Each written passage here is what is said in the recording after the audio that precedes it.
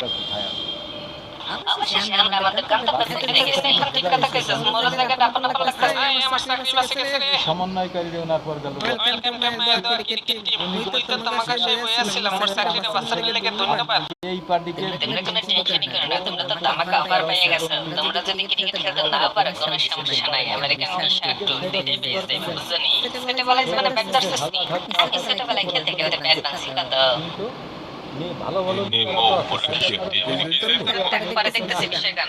সংস্কার করে ফেলা, শেখ হাসিনার দরকার নেই। এই দুটো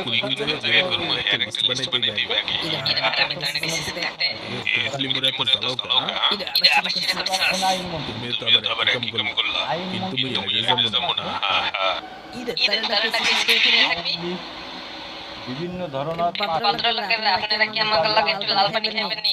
মনে হয়